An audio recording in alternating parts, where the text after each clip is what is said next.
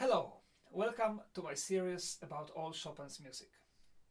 Today's episode is very difficult, and I think it's one of the most awaited episodes of all of you.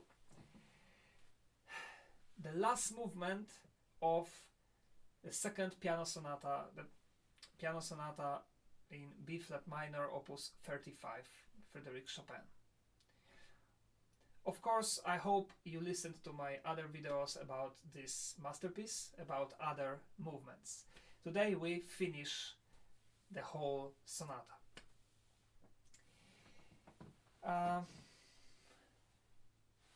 The movement that was just before was a funeral march. The music, which is so tragic, so sad, so depressing, so deep, and so spiritual, that leaves us completely speechless, that touches the deepest parts of our sensitivity, the deepest parts of our souls, and makes us suffer, makes us cry. Very, very sad and depressing music. And after the funeral march, what can we have? Try to get into Chopin's shoes. Try to imagine that you are a composer and you have a very big challenge and a problem. What to write after funeral march, such a funeral march, and how to conclude the sonata as a whole. Chopin had, well, maybe three options. The first option was to finish the sonata with the funeral march, because after death there is silence, nothing more, so just leave it.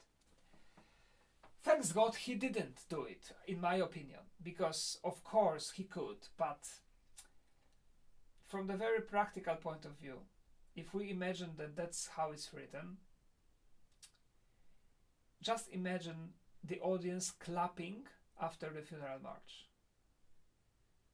Insane, horrible, absolutely impossible. This is something that happens all the time, of course. It must happen after the last movement of Pathétique Symphony by Tchaikovsky. If you know what I'm talking about. The heartbreaking, slow movement when everything dies at the end. We don't want to hear the applause of the audience, but we always do because it's the end. In my opinion, after this movement, it would be best if the conductor left the hall in complete silence and let the people contemplate this deep music. So Chopin didn't, of course. The second option that Chopin had was to write a big and virtuoso finale like in the sonata should be. It wouldn't work at all. It wouldn't fit this funeral march, and it would destroy the whole sonata, and it would make us forget about the funeral march. So the sonata would not be united and would not be one. So he chose the third option, to write a very short finale, which by its message that has inside and the way it's written doesn't disturb our thoughts and our state of mind after we heard the funeral march. Because when we heard the funeral march, we are destroyed emotionally, definitely, all of us. Some people think about beloved ones who died. Some people maybe had funeral not such a long time ago. Some people are thinking about themselves and their death. Many hundreds, thousands of different thoughts that come to mind of every single person who is listening to this piece. And definitely Chopin as an artist was absolutely aware of that, because he had to be. So he writes an extremely mysterious, foggy, impossible to really understand music, which is not too long, but which is better than the total silence. Maybe if Chopin was John Cage, maybe if Chopin were a John Cage, he could write the piece with a complete silence. That would be something maybe better. But of course, in 19th century, he couldn't do it. So he had to write something else. And he wrote, in my opinion, this piece, first of all, this piece is just to make us contemplate the funeral march. And also, maybe like Anthony Rubinstein said, this is a wind in the cemetery after the funeral, when the cemetery is completely empty. This is a very nice image.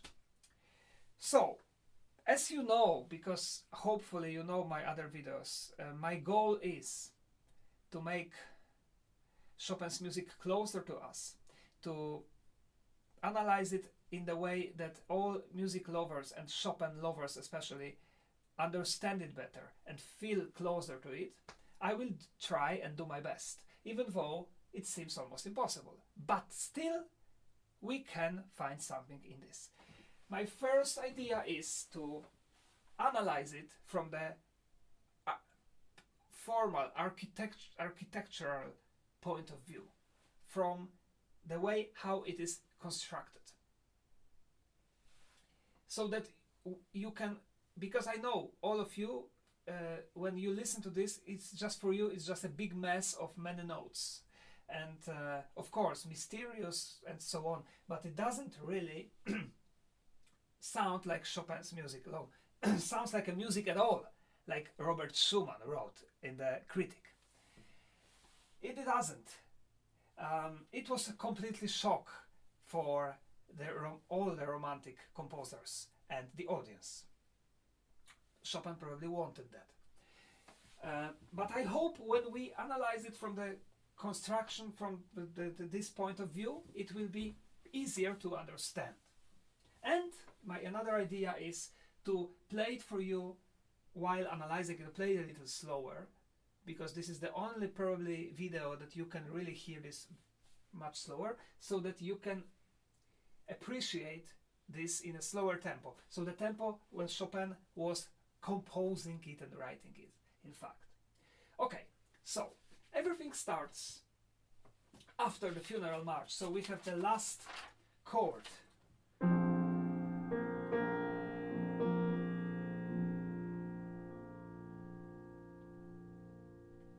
And everything starts behind it. So starts from the same note. So this is united, definitely. And then what do we have here? Two hands are playing the same melody all the time throughout the piece. It sounds like an etude because it's very fast.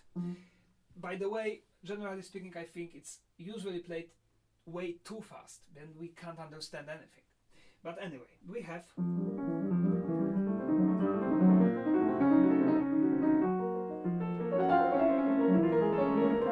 and so on. Okay, let's not make a mess of it, let's analyze it. Phrase by phrase. The first phrase has this hidden theme here with the suspensions.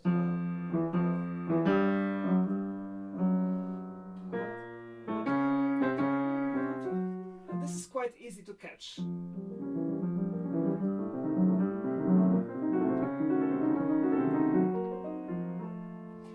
This is the first phrase. Then the second phrase answer is like this. And of course we can play all the notes evenly, but it's a little boring. I found here a kind of screams, very far away of course, because everything is very silent, of ghosts. Just listen.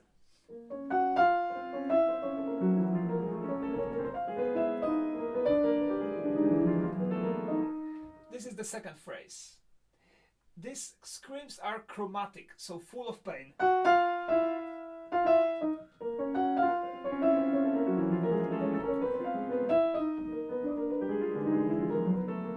Then phrase number 3 is based on the chromatic scale going down, but hidden in some passages. Then again, but it is 2 times, but the second time starts from a little higher.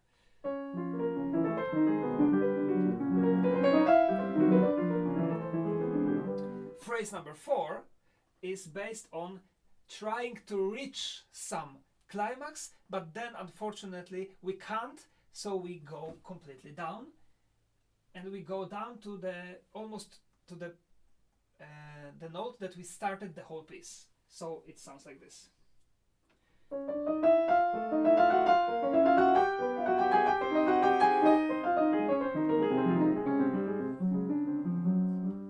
And this is the end of part A.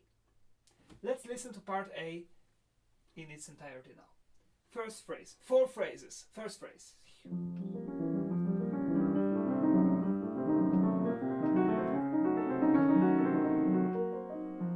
Second phrase.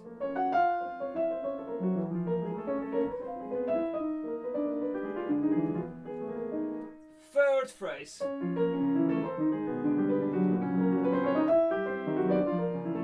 And fourth phrase.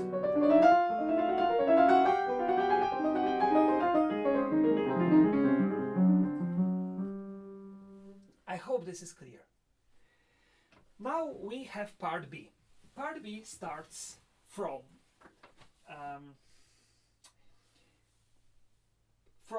the motif of 6 notes, like a scale going up many times. Let's listen. First time. 1, 2, 3, 4, 5, 6. Second time. Third. Fourth. Fifth. Sixth. Then a little bit different. And again. And then everything goes down.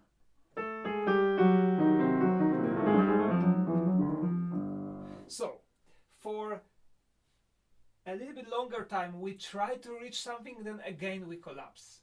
This is very symbolic. You can play like this.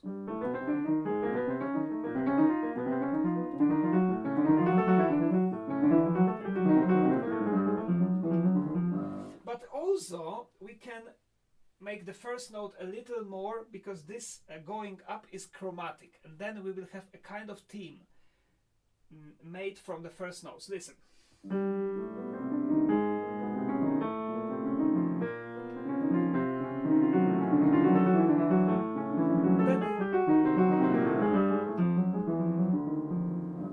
And we came down to the very dark part, and then the second phrase starts. The second phrase, which the idea of this phrase is that we again try to reach something and we collapse, and then we again try to reach something and then we collapse. So maybe this is a symbol of our mental after somebody died. We try to get back to the reality, but we can't. We try, but we can't. It's like this all the time in this piece. Let's listen to the second phrase. And down. Again. Down. Okay, and now phrase number 3. Phrase number 3 is the opposite of phrase number 1. In phrase number 1 we had 6 notes going up as a scale. Here we have scale going down.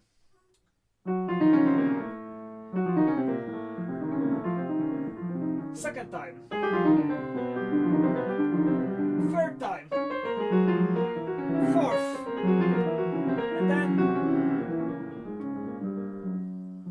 And then it's the end of part B. Let's listen to part B in its entirety. First phrase.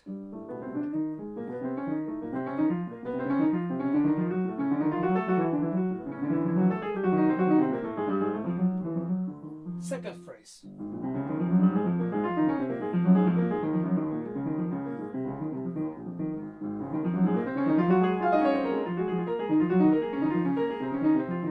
And third phrase.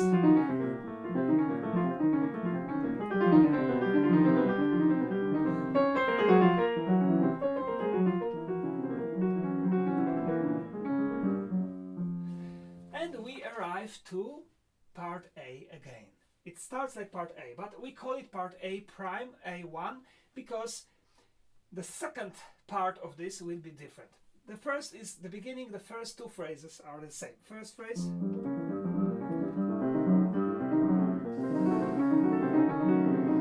And the second phrase.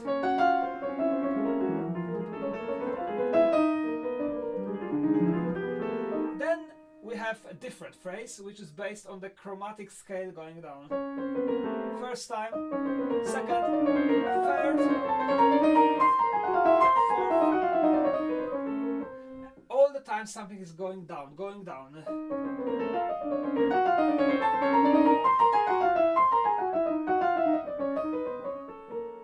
And phrase number 4 is very easy, because here we have a hidden chromatic scale going down. The second time a little up. And third time. This is phrase number 3. Oh, listen to it. Second. Third. Okay, so this was part A prime. We have the same thing at the beginning and something different at the end. And then we have B prime. Part B1. So in B, if you remember, we had these 6 notes going up. Here we have the same motif, but the opposite, going down.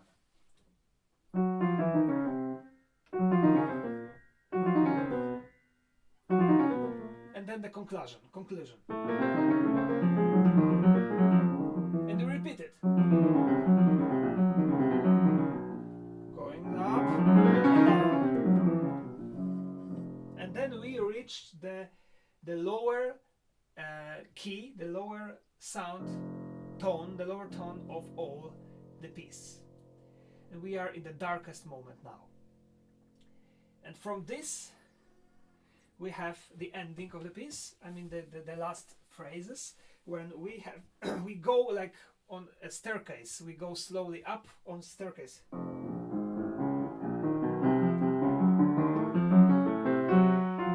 And then when we reach this, Chopin is obsessively repeating this.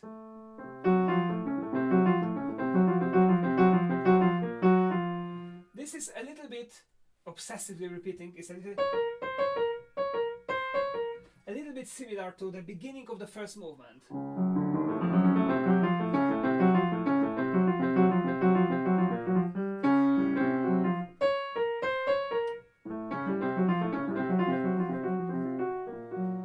And then the last phrase is, and now here I have to make a little bit stop, is this is here where I personally, I myself, by analyzing it very deeply, found the exact first theme of the first movement. So this one. When we heard it more than 100 times in the first movement, and now here Chopin is repeating it again, hiding it inside the notes. But I don't think it is a coincidence. I do really think and believe that Chopin made it on purpose. I play it for you now like it's written, and I bet you will not hear this, but then I played what I found here, playing exactly the same notes, but making some notes more important than others. Let's listen to the original.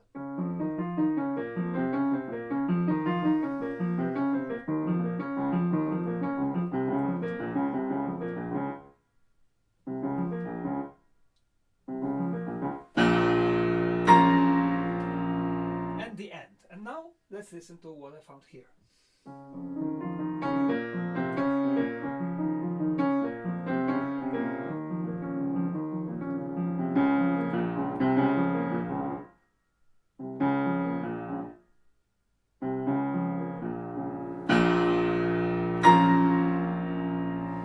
exactly, these are exactly the same notes, the same. So it is not the coincidence, in my opinion. Okay, I hope this is more clear now, at least from the construction point of view. We have A, B, A prime, B prime, and A consists of 4 different phrases, B on 3 different phrases, then A prime again 4 different phrases, and B again 3 different phrases. I play for you now this a little slower, and I will again tell you while playing where we are, and then I will ask you to listen to my performance from Japan, from Nagoya, I think.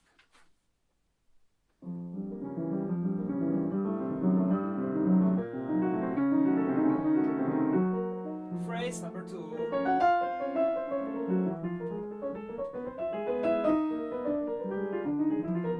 Phrase number 3.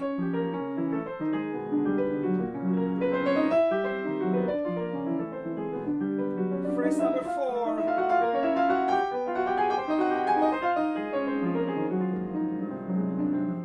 Part B.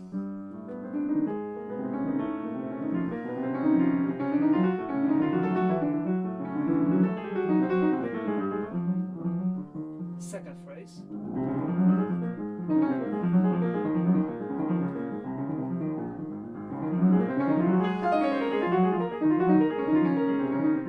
Third phrase.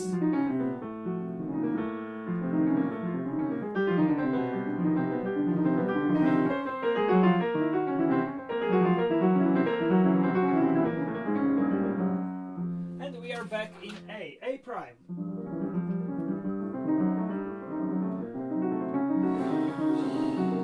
Second phrase.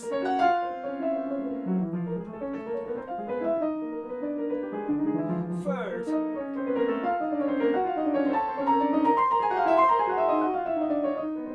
And fourth.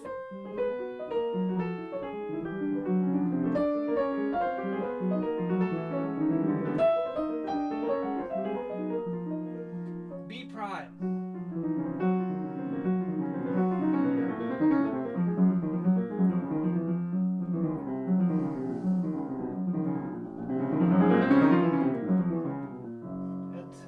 Another phrase.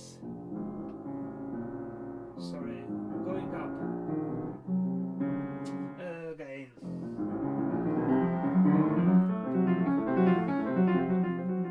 And the end.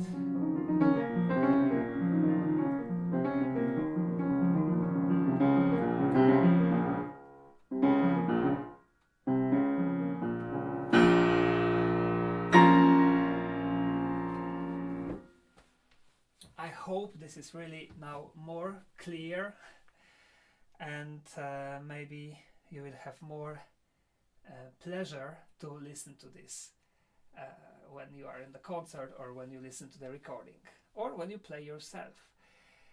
Thanks very much for watching, and we finished the whole sonata now. The sonata, which is a witness of Chopin's worst time of his life. The piece which I personally like to compare to Pieta by Michelangelo Buonarroti, that is in Rome, in the Vatican, because when you listen to this sonata, after finishing you still can spend 1 hour even contemplating all the drama, all the sadness, everything that's inside. Also beautiful melodies and funeral march and everything. So it's an endless journey. Thanks, and see you again. Bye bye.